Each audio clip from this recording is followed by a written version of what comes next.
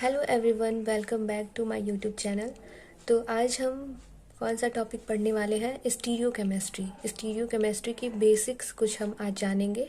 उसके बाद हम उसका एक चार्ट पढ़ेंगे जिसमें हमें स्टीरियो केमिस्ट्री में कौन कौन से टॉपिक्स पढ़ने हैं। शुरू से लेकर लास्ट तक सब कुछ मैं बताऊंगी कि कौन कौन से टॉपिक हमें आगे पढ़ने हैं, जिससे स्टीरियो केमिस्ट्री पूरा कवर हो जाएगा। तो चलिए पहले शुरू करते हैं। हम एक टॉपिक है स्टीरियो आइसोमेरिज्म। ये क्या होता है? स्टीरियो आइसोमेरिज्म क्या होता है ये हम जानते हैं। तो सबसे पहले यहाँ पे आप देख सकें डेफिनेशन है, इसको मैंने इसलिए दिखाया है क्योंकि अगर आपको नोट्स बनाना हो तो आप इस डेफिनेशन से बना लेंगे, अदरवाइज मैं इसको आपको अच्छे से समझा देती हूँ। समझना है केवल तो समझ लो, उसके बाद आप नोट्स भी बना सकते हो इसका स्क्रीनशॉट लेके। तो पहले आप देख लो डेफिनेशन क्या है। Those compounds having same molecular formula, structural formula, but different property due to different spatial arrangement of their atoms are called stereoisomers, and the process is known as stereoisomerism. वो compound जिसके same molecular formula हो, structural formula भी same हो, but different property हो। क्यों? Due to different spatial arrangement. Spatial arrangement क्या होता है? तो स्टीरियो केमिस्ट्री, जैसा कि आप थोड़ा बहुत भी अगर स्टीरियो केमिस्ट्री का आपको आइडिया हो तो आपको पता होगा स्टीरियो केमिस्ट्री हम किन कंपाउंड्स का पढ़ते हैं, जिसका हम 3D स्ट्रक्चर बनाते हैं। जिस कंपाउंड का 3D स्ट्रक्चर हम बनाते हैं उन्हीं का स्टीरियो आइसोमर हम निकालते हैं, या फिर उसी की स्टीरियो केमिस्ट्री हम पढ़ते हैं। तो जिन कंपाउंड्स के जो 3D स्ट्रक्चर हैं उसमें जो एटम्स हैं उनके, उसका कंपाउंड जो होता है वो एटम्स से मिलकर बना होता है, ये तो आपको पता ही होगा। तो जो एटम्स हैं उसके वो डिफरेंट स्पेशियल अरेंजमेंट में हो, यानी डिफरेंट स्पेशियल अरेंजमेंट मतलब कि जैसे फेसेस होते हैं, जैसे एक 3D डब्बा है। अगर आप देखते हो 3D डब्बा कैसे होता है, ऐसे ऐसे करके, और इस टाइप का जो डब्बा होता है ऐसे। अगर इसमें अगर कार्बन इस साइड है और वही कार्बन, मतलब कि एक कार्बन फ्रंट साइड है और एक कार्बन बैक साइड है, तो यानी कि एक फ्रंट की तरफ हो और एक बैक की तरफ हो, तो फ्रंट की तरफ और बैक होना यानी कि ये डिफरेंट एक ही स्पेस में हो के, लेकिन उसका अरेंजमेंट डिफरेंट होना। एक ही मतलब एक ही नंबर पे हो कि 1 2 3, अगर एक चेन है कार्बन की 1 2 3 पोजीशन पे, अगर वो 2 पोजीशन पे ही एक दो एटम्स हैं, लेकिन वो एक बैक में है और एक फ्रंट में है, यानी कि एक इस साइड है और एक पीछे की साइड है। तो अगर ऐसा अरेंजमेंट हो किसी कंपाउंड का तो उसे हम स्टीरियो आइसोमर्स कहते हैं, और उस प्रोसेस को हम क्या कहते हैं? Stereo isomerism. तो क्या थी definition? Those compounds having same molecular formula same हो, स्ट्रक्चरल फार्मूला भी सेम हो, बट डिफरेंट प्रॉपर्टी, उसकी प्रॉपर्टी डिफरेंट हो जाती है। क्यों? Due to different spatial arrangement की वजह से ऑफ देयर एटम्स, उनके एटम्स के डिफरेंट स्पेशियल अरेंजमेंट की वजह से उनकी प्रॉपर्टी बदल जाती है, और इस तरह के कंपाउंड्स को हम क्या कहते हैं? Stereo isomers. और इस पूरी स्टडी प्रोसेस को हम क्या कहते हैं? Stereo isomerism. ये दूसरा डेफिनेशन है, इसी पे आप देख सकते हो कि molecules that have the same molecular formula and differ only in how their atoms are arranged in 3 dimensional space. जैसे मैंने आपको बताया कि 3 डायमेंशनल स्पेस में उसके एटम्स कैसे अरेंज्ड हैं, उसी को हम जब पढ़ते हैं तो उससे हम स्टीरियो आइसोमेरिज्म कहते हैं, और इस तरह के कंपाउंड्स को हम क्या कहते हैं? Stereo isomers. अब हम जानते हैं कॉन्स्टिट्यूशनल आइसोमेरिज्म क्या है। एक तो स्टीरियो आइसोमेरिज्म पढ़े, अब कॉन्स्टिट्यूशनल आइसोमेरिज्म क्या है तो चलिए जानते हैं कॉन्स्टिट्यूशनल आइसोमेरिज्म क्या है। उससे पहले हम इसकी डेफिनेशन को एक बार देख लेते हैं। The term constitution refers the number of kind and connectivity को ये रेफर करता है of atoms in a molecule. एक मॉलिक्यूल में एक एटम कौन से पोजीशन पे कनेक्ट है, कौन से नंबर पे कनेक्ट है, उसी को बताता है ये constitutional isomerism. The connectivity describes which atom is bonded to which atom in a molecule. कौन सा एटम कौन से एटम से जुड़ा हुआ है, कौन से नंबर पे जुड़ा हुआ है, यही बताता है constitutional isomerism. The isomers which differ in the connectivity of their atoms are called constitutional isomers. जो आइसोमर्स जिसमें एटम्स जो है वो अलग अलग पोजीशन पे कनेक्ट हैं एक दूसरे से, उस टाइप के आइसोमर को हम क्या कहते हैं, कॉन्स्टिट्यूशनल आइसोमर। और इस तरह की फिनोमिना को, इस स्टडी की इस फिनोमिना को हम क्या कहते हैं, कॉन्स्टिट्यूशनल आइसोमरिज्म।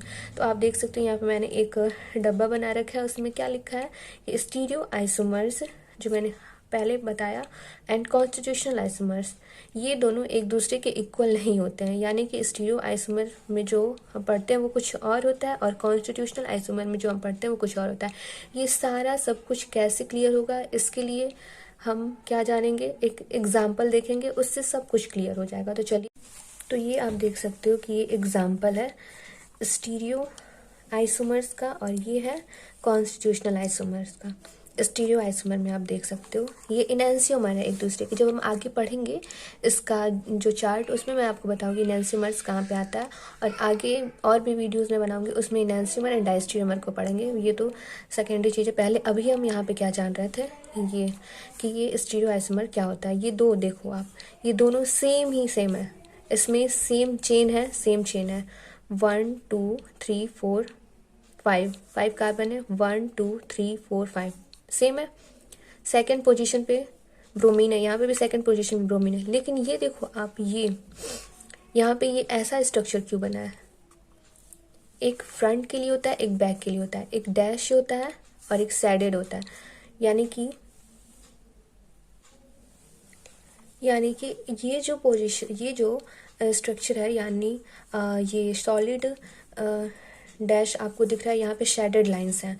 ये क्या बताता है कि जो ब्रोमीन है वो एबव द पेपर है, यानी कि ये ऐसे है, पेपर के एबव है, ऊपर की तरफ है। और ये जो है ब्रोमीन, वो कैसे है, पेपर के नीचे की तरफ है। यानी कि ये बताता है ये फ्रंट है, आपके फेस की तरफ है, और ये क्या है, आप बिहाइंड है, पीछे है। तो ये जब ऐसा स्ट्रक्चर होगा जिसमें एक आगे की तरफ होगा और एक पीछे की तरफ होगा, लेकिन इसका कॉन्स्टिट्यूशन आप देखो, ये सेकंड पोजीशन पे, ये सेकंड कार्बन पे ही ब्रोमीन जुड़ा है, यहाँ पे भी सेकंड कार्बन पे ही ब्रोमीन जुड़ा है। तो इसलिए ये क्या हुआ, स्टीरियो आइसोमर्स, जिसमें जो 3D डायमेंशनल डायग्राम है, 3D डायग्राम है, वो डिफरेंट स्पेशल अरेंजमेंट शो करे, इसलिए ये स्टीरियो आइसोमर्स है। अब कॉन्स्टिट्यूशनल आइसोमर्स, ये तो बहुत ही सिंपल है। कॉन्स्टिट्यूशनल आइसोमर में आपको क्या देखना है, 1 2 3 4 5 हुआ, 1 2 3 4 5, यहाँ पे 5 कार्बन है। लेकिन ये देखो आप, OH जो ग्रुप है वो किससे जुड़ा है, सेकंड कार्बन से जुड़ा है, और यहाँ पे देखो OH ग्रुप है वो थर्ड कार्बन से जुड़ा है। इस वजह से ये क्या हुआ, कॉन्स्टिट्यूशनल आइसोमर, इनकी कॉन्स्टिट्यूशन डिफरेंट है, इसलिए इसे हम कॉन्स्टिट्यूशनल आइसोमर्स कहेंगे। आई होप आपको इतना समझ में आया होगा। उसके बाद अगर आप चाहो तो स्टीरियो केमिस्ट्री की डेफिनेशन देख सकते हो कि क्या होती है, इसका स्क्रीनशॉट आप ले सकते हो, जिसे मुझे पहले ही बताना था, लेकिन मेरे नोट्स में ऐसे ही है तो मैंने ऐसे ही आपको दिखा दिया। और आइसोमेरिज्म की आप डेफिनेशन की स्क्रीनशॉट ले सकते हो। एक बार मैं आपको पढ़ के बता देती हूँ। The branch of chemistry which deals with 3 dimensional structure, already मैंने आपको बताया 3 डायमेंशनल स्ट्रक्चर की हम स्टडी करेंगे इसमें, of molecules and their effect on physical and chemical properties. वही जब 3 डायमेंशनल स्ट्रक्चर दो अलग अलग होंगे, सेम मॉलिक्यूलर फॉर्मूला के, सेम स्ट्रक्चर फॉर्मूला वाले कंपाउंड के, तो उन दोनों की प्रॉपर्टी में डिफरेंस आ जाएगा, क्योंकि उनका 3 डायमेंशनल स्ट्रक्चर अलग है। तो इस तरह की स्टडी को हम क्या कहते हैं, स्टीरियो केमिस्ट्री। इस तरह की स्टडी हम जिस भी केमिस्ट्री में पढ़ते हैं उसे हम स्टीरियो केमिस्ट्री कहते हैं। ये आप देख सकते हो, एक लाइन मैंने ब्लैक पेन से लिख रखा है, to represent molecule as 3 dimensional object we need at least 1 carbon sp3 hybridised. अब जो यदि हम 3 डायमेंशनल कोई भी स्ट्रक्चर बनाते हैं, रिप्रेजेंट करते हैं किसी भी मॉलिक्यूल का, तो उसमें ये जरूरी होता है कि एक जो कार्बन है वो sp3 हाइब्रिडाइज्ड हो। ऑब्वियसली होगा, आगे मैं बहुत सारे एग्जांपल्स आपको पढ़ाऊंगी तो उसमें दिखाऊंगी कि sp3 एक कार्बन जरूर होता है। उसके बाद हम पढ़ते हैं आइसोमेरिज्म की definition. Different compound having same molecular formula, different compound होंगे लेकिन सेम मॉलिक्यूलर फार्मूला होगा, उससे हम क्या कहेंगे, आइसोमर्स। एंड इस तरह की फिनोमेना की जो हम स्टडी करेंगे उससे हम कहेंगे आइसोमेरिज्म। तो ये रहा कुछ डेफिनेशन। उसके बाद अब हम जानते हैं एक चार्ट, जिसमें हम जानेंगे कि हमें स्टीरियो केमिस्ट्री में लास्ट तक क्या पढ़ना है, और इसी चार्ट के अंदर सारी स्टीरियो केमिस्ट्री कवर हो जाएगी। धीरे धीरे अलग अलग वीडियोस में मैं अलग अलग टॉपिक्स पढ़ाती जाऊंगी, कवर करते जाऊंगी। तो पहले हम देख लेते हैं कि हमें क्या क्या पढ़ना है स्टीरियो केमिस्ट्री के अंदर। तो ये रहा कुछ चार्ट जो मैं आपको बताने वाली थी। इस चार्ट में हमें क्या देखना है तो आप देख लो कि इस चार्ट में क्या क्या है। Molecules with same molecular formula, यानी कि जो मॉलिक्यूल सेम मॉलिक्यूलर फार्मूला का है उसी का हम स्टीरियोकेमिस्ट्री पढ़ेंगे। तो molecule with same molecular formula जिसमें वेदर सुपर इम्पॉसिबल, अगर ये सुपर इम्पॉसिबल है तब ये क्या होगा। यस मैंने लिखा है, यस यानी कि अगर ये सुपर इम्पॉसिबल है तब ये होमोमर्स हो गए, यानी एक दूसरे के आइडेंटिकल हो गए। अब सुपर इम्पॉसिबल क्या होता है वो मैं आपको बताती हूँ। जैसे कि ये मेरा एक हैंड है और ये हैंड मेरा दूसरा, ये एक दूसरे को कवर कर लेते हैं, एक दूसरे को कवर किए, यानी कि यहाँ से कोई भी पार्ट एक दूसरे को नीचे वाले पार्ट को नहीं दिखाता है, यानी कि ये सुपर इम्पॉसिबल है। अब यही हैंड मैं इस तरह से रखूं और ऐसे रखूं तो आप देख लो ये सारे पार्ट्स एक दूसरे को कवर नहीं कर पा रहे हैं, एक दूसरे को दिखा दे रहे हैं, यानी कि ये नॉन सुपर इम्पॉसिबल है। ऐसे है तो सुपर इम्पॉसिबल, ऐसे है तो नॉन सुपर इम्पॉसिबल। यानी कि अगर कोई मॉलिक्यूल आपको दिया है, सेम मॉलिक्यूलर फॉर्मूला सेम है, लेकिन ये एक दूसरे को सुपर इम्पोज यानी कि एक दूसरे को कवर कर लेते हैं, तब ये होमोमर्स हो गए, यानी कि एकदम एक दूसरे का आइडेंटिकल हो गया, यानी ये एक दूसरे के आइडेंटिकल हुआ ना। और यदि ये सुपर इम्पॉसिबल नहीं है, यहाँ पे नो लिखा है ना, यानी कि वेदर सुपर इम्पॉसिबल, नो नहीं है super impossible, non super impossible है, तब ये क्या होगा, आइसोमर होगा। अब आइसोमर की स्टडी हम करेंगे। यहाँ पे तो ये खत्म हो गया, होमोमर्स हो गया तो छोड़ दो भाई। अब होमोमर नहीं है, आइसोमर है, यानी स्ट्रक्चरल आइसोमर है। तब हम अब देखते हैं कि अगर वेदर सेम कॉन्स्टिट्यूशन सेम है तब ये स्टीरियो आइसोमर है। यदि कॉन्स्टिट्यूशन सेम नहीं है तो कॉन्स्टिट्यूशनल आइसोमर है। मैंने आपको ऑलरेडी बता दिया कॉन्स्टिट्यूशनल और स्टीरियो आइसोमर क्या होते हैं, तो यहाँ तक तो आपका क्लियर हो चुका है।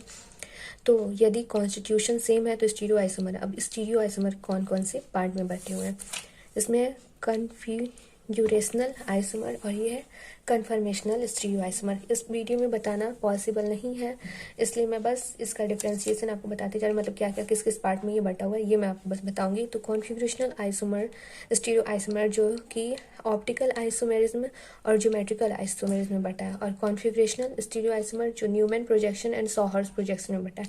ये सब कुछ आपको पढ़ना है। और अब आप देख लो ऑप्टिकल आइसोमेरिज्म जो है कायरलिटी विद कायरल सेंटर, यदि है तो और उसमें भी एक कंडीशन आएगी कि ये नॉन सुपर इम्पॉसिबल है लेकिन मिरर इमेज है। MI का मतलब मिरर इमेज है। नॉन सुपर इम्पॉसिबल होने के बाद अगर मिरर इमेज को दिखाता है ये, तो ये इनैंसियोमर है। और यदि नॉन सुपर इम्पॉसिबल है, मिरर इमेज भी ये नहीं दिखाता है, तब ये डायस्टीरियोमेरिज्म होगा। अब इनैंसियोमेरिज्म और डायस्टीरियोमेरिज्म में R&S कॉन्फ़िगरेशन पढ़ना है, DNL पढ़ना है, इसमें भी R&S पढ़ना है। और यहाँ पे कायरलिटी विदाउट कायरल सेंटर, अगर विदाउट कायरल सेंटर की कायरलिटी वाला जो कार्बन है अगर वो है तो उसमें भी R&S पढ़ना। अब कायरल सेंटर क्या होता है, यदि मान लो एक कार्बन है उससे चारों तरफ ये जुड़े हुए हैं अलग अलग ग्रुप्स या मॉलिक्यूल्स जो भी, तो वो चारों के चारों डिफरेंट होंगे तभी वो कायरल कार्बन है। यदि वो कार्बन पे यदि दो भी सेम हो गया, सेम ग्रुप हो गया दो, तो वो कायरल कार्बन नहीं है। ओके, तो ये रहा कुछ। और ये ज्योमेट्रिकल है, इसमें ज्योमेट्रिकल आइसोमेरिज्म में हमें क्या पढ़ना है, सिस ट्रांस सिन एंटी ENZ। तो ये रहा कुछ, आप देख सकते हो ये कि आप इसका स्क्रीनशॉट ले सकते हो। तो यही जो है पूरा स्टीरियोकेमिस्ट्री है, यहाँ से लेके आइसोमर से लेके डायस्टीरियोमेरिज्म और न्यूमैन प्रोजेक्शन, सॉहर्स प्रोजेक्शन, ये सब कुछ यदि हम सीख जाते हैं तो हमारा पूरा स्टीरियोकेमिस्ट्री कंप्लीट हो जाएगा।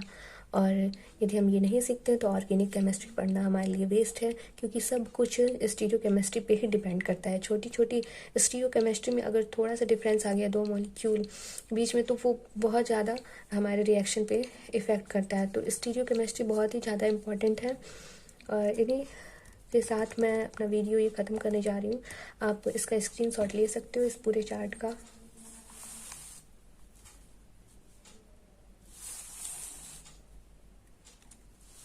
आई होप मैंने आपको जितना भी पढ़ाया है आज समझ में आया होगा। तो प्लीज़ सपोर्ट करो मुझे, और मेरे वीडियो को यदि समझ में आया हो तो प्लीज़ लाइक कर देना, और मुझसे जुड़े रहने के लिए चैनल को सब्सक्राइब कर देना। और चाहो तो अपने फ्रेंड्स को भी शेयर कर दो, शेयर करना चाहिए, अपने दोस्तों को बताना चाहिए, इतना भी छिपा के नहीं रखना चाहिए। So thank you, thanks for watching.